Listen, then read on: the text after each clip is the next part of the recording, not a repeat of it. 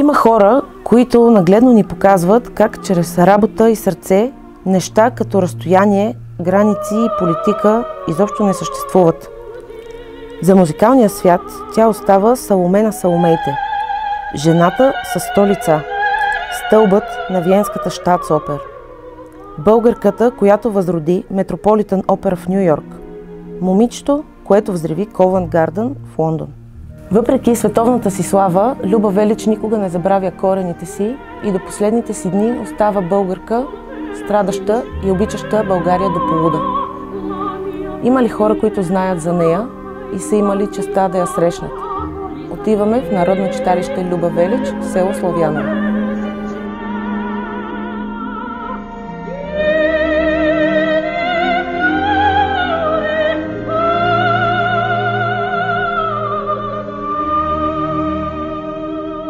Казвам се Теодора Славова и съм отскоро секретар на Народно читалище Люба Велич, село Славяново. Радвам се и се гордея в момента с тази позиция, която заемам. Най-малкото защото съм израснала в това село. Спомням си като дете всички събори, всички празници, които се празнуваха тук. Идвала съм като читател в нашата библиотека. И сега се старая да работим в популяризирането на четенето на книжки сред дечицата ни, в това да обновим библиотеката, като с ръчни средства, с служебни средства се опитваме да набавим нова литература. По проекти кандидатстваме. За сега всичките сме били одобрявани и сме получавали изцяло нова литература с по-интересна илюстрация и по-достъпен език за представяне спрямо най-вече децата, защото те са главната цел да ги научим да четат книжки. Относно съборите и празниците в нашето село, си спомням как празнувахме и съборите на селото в големия салон на читалището с големи празници, с специални изпълнители, които са идвали на нашата сцена. Спомням си как имахме коледари задължително по Коледа, лазарки по Лазаров ден. Традиции, които днес се опитваме да възобновим. Тази година направихме също Лазаров ден. Имахме дечица лазарки, които обиколиха селото, събраха лакомства, яйчеца, парички, с които зарадвахме и жителите на селото, и децата. Важността на всички читалища по населените места е от най-голямо значение за всички живущи от населеното място. Тук при нас, в село Славяново, това е единственото място с културен живот. Тук провеждаме шах турнира и всички празници. Правим празници по всеки повод, като всички жители и гости на нашето село са добри дошли, пристигат и се забавляваме винаги, когато има празник, който да отбележим. Тази година отбелязахме почти всички празници, като всички жители можеха да бъдат част от този празник. Към днешна дата в читалището имаме две групи, с които се занимаваме. Детска фолклорна група Славянка и фолклорна група Славянка, в която влизат работещи жени. Надявам се в бъдеще да можем и да привлечем господа, които също да искат да бъдат част от групите, защото все пак това са самодейни състави. Всички самодейци идват на доброволчески начала.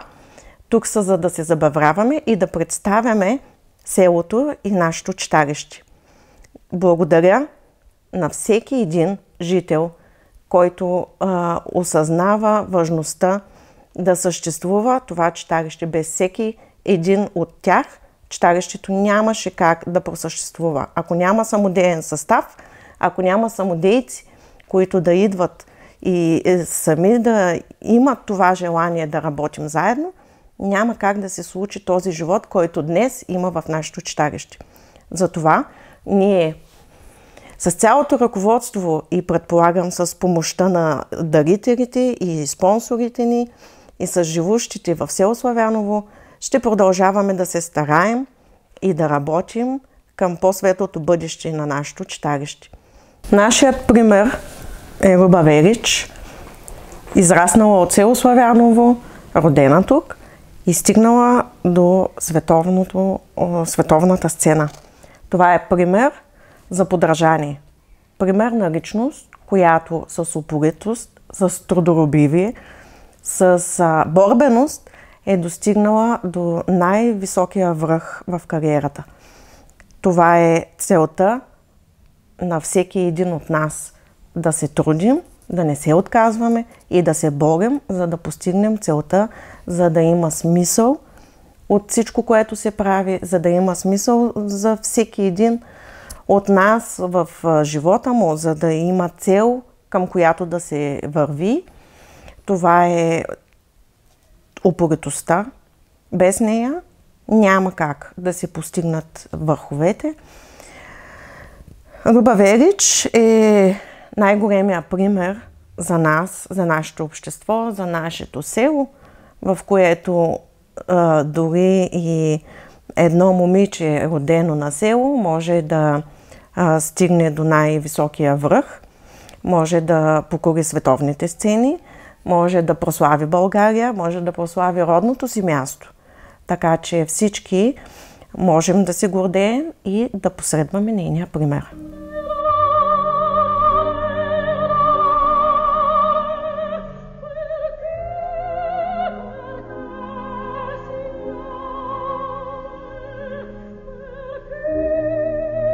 През 1931 година композиторът Георги Златев Черкин посещава град Шумен, където остава пленен от гласът на Люба Велич. Когато пристига в София, талантливата певица се обръща към него и композиторът я подкрепя абсолютно безвъзмездно, давайки вокални уроци, а дори повече. Купува и билет за Виена, откъдето за нея вече няма граници.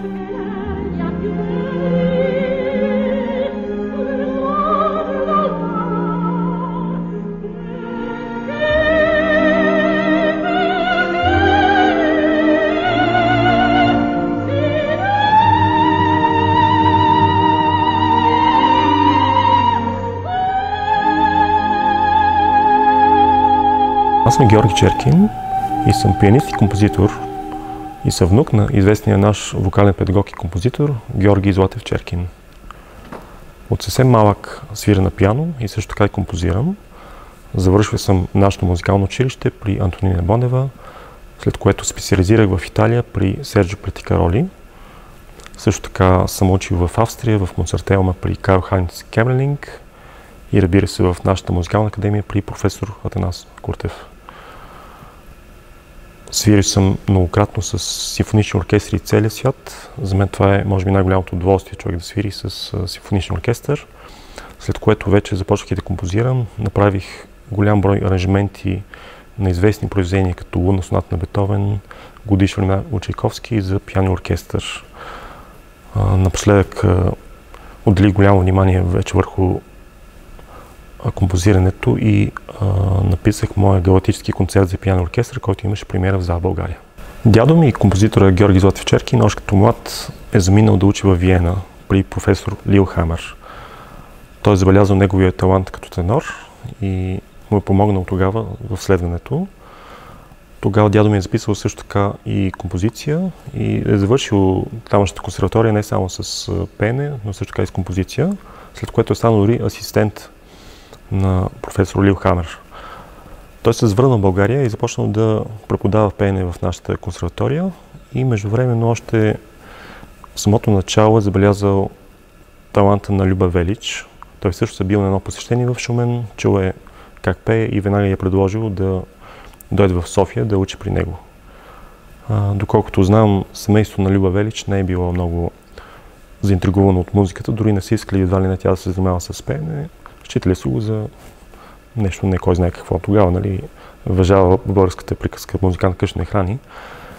И тя действително е била от бедно семейство и всъщност дядо ми е предлагал 3 пъти седмично безплатни уроци по пеене и е помагал дори в живота, след което тя вече е учила известно време с него, той я е пренасочил и дори е купил билет за Виена да учи с неговия професор Лилхамер.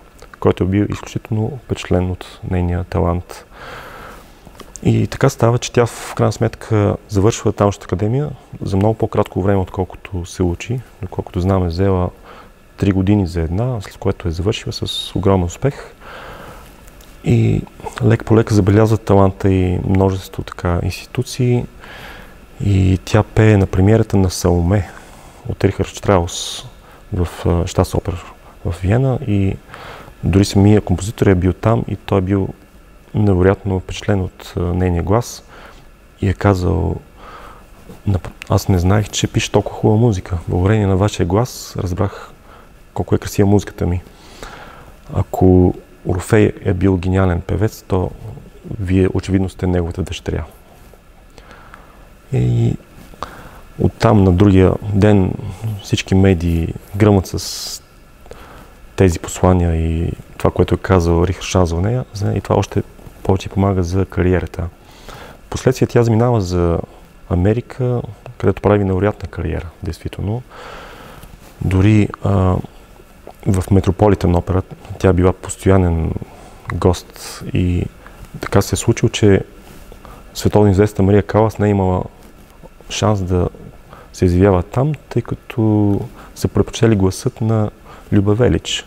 Дори се е стигнало до съд, в който Мария Калас е искала да устои, че нейният глас е по-магичен и по-стойностен от този на Люба Велич и в крайна сметка делото било загубено. Просто от самата Метрополитен опера са предпочитали таланта и гласа на Люба Велич. Но това, което ми се искаше да кажа, че всъщност необходимо да има освен талант и много качествен преподавател. Много често в света има таланти, които не се срещат и не получават шанса да учат или да бъдат подпомогнати от някакви добри хора или добри преподаватели. И има и преподаватели, разбира се, които нямат шанс да срещат такива таланти, като Люба Велич. И при така щастливи и стекли се обстоятелства се получава цялото това нещо, което е самата Люба Велич, всъщност. Казвам се Милка Маркова и съм от Велико Търново. Родена съм в село Славяново и от 6 години отново живея в Славяново, при корена си съм се завърнала. В живота си имах уникалната възможност да се запозная наживо с световно известната оперна певица Люба Велич, която също е родена в Славяново. Това се случи през едно горещо лято на 1962 година. Тя беше си дошла на гости тук при родителите и тогава от читалищни дейци, всъщност секретаря на читалището, госпожа Мария Петрова, изпрати ми вест да се яви в читалището. Разговаряхме с нея, тя ми съобщи, че Люба Велич е на гости в селото и можем да организираме такава импровизирана среща в училищния двор. Тя беше подготвила едно кратко приветствие, читалищната деятелка, написала ми го беше, аз трябваше да го науча наизуст, тогава така беше, не можеше да се чете, научих го, набрахме цветя, събрах там съседчета, с които общувахме и отидохме на срещата. Бяхме се събрали вече под едно огромно дърво на средата на училищния двор, близо до физкултурната площадка.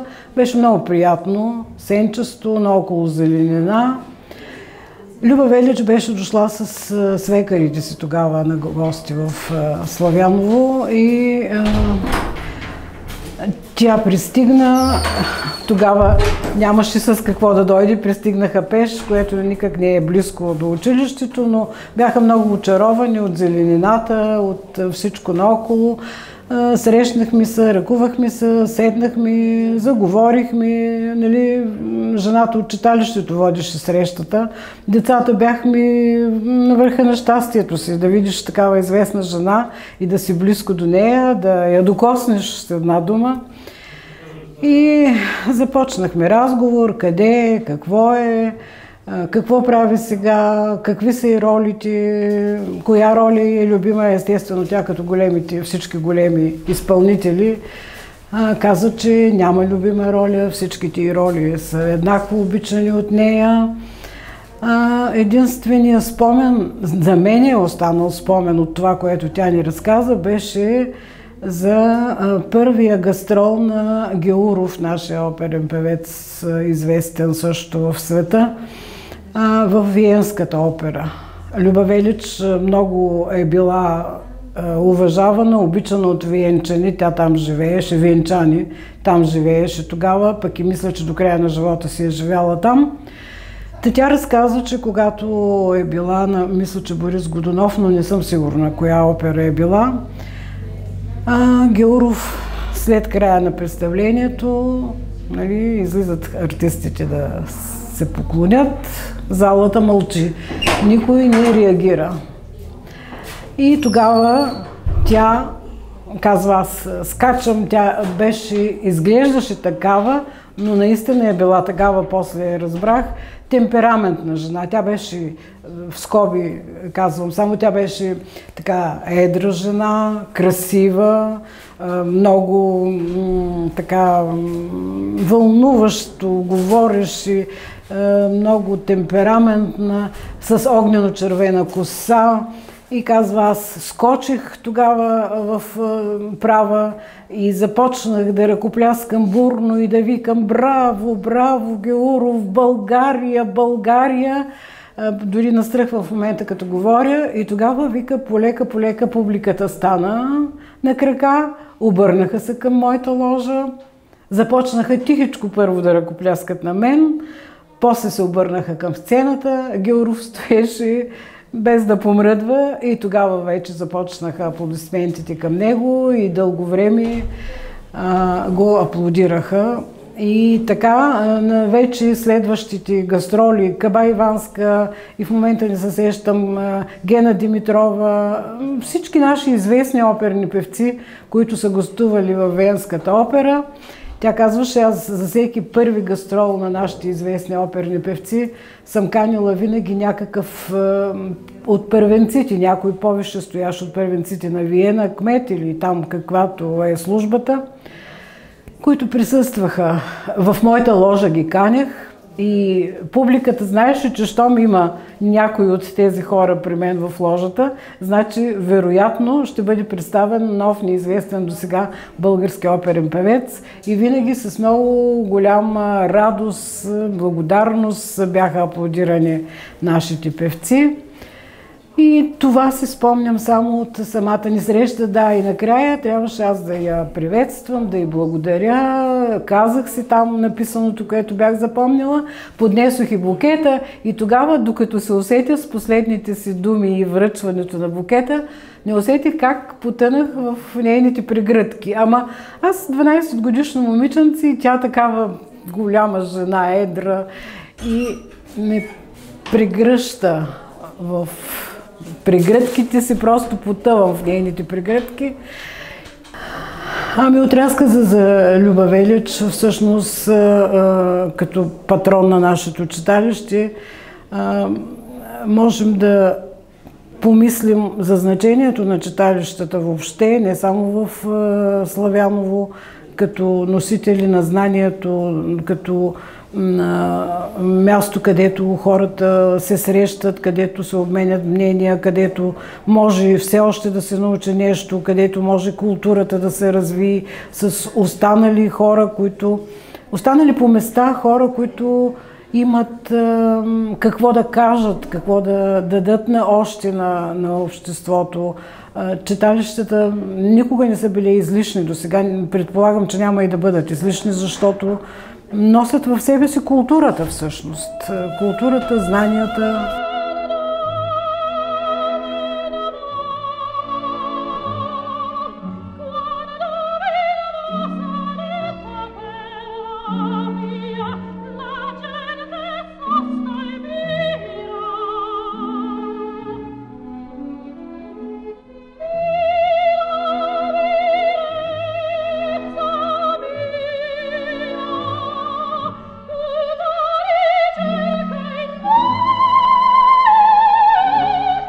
Бих искала да кажа колко важно е да ценим личностите като Люба Велич, да ценим постиженията им, да продължим пътя им, защото благодарение на тях днес ние съществуваме, благодарение на хора като Люба Велич България е прочута. И бих искала да пожелая на всички самодейци и дейци в цяла България да пазим доброто име на страната ни, да бъдем по-добри, да бъдем по-смирени и да вървим по-смело напред. Пожелавам на всички първо здраве, разбира се. Второ, нека да преживеем всичко, което ни поднася днешния ден, който никак не е лесен за всички нас. И нека да не забравяме миналото си, да не забравяме историята си, да не забравяме това, което знаем и все още не сме предали на бъдещето, на младите хора, защото младите хора днеска са изправени пред толкова много информация и какво ли още не, но много по-малко се говори за това, което имаме като богатство, като наличност останала от миналото. И нека всички сме живи и здрави и се обръщаме и към миналото си, и към настоящето, и най-много да пазим бъдещето си, което като клише е казано, но това са нашите деца.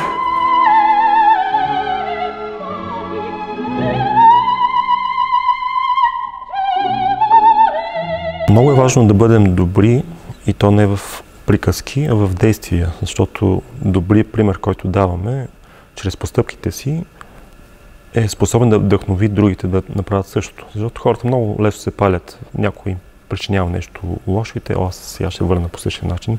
А не, ние трябва да се опитваме да правим добро с идеята да променим света към нещо по-добро.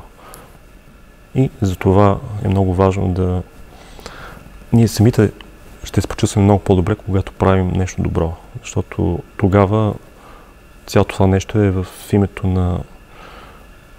на света, на по-добрия свят, за по-добър живот, в името на Бог и дава смисъл на живота.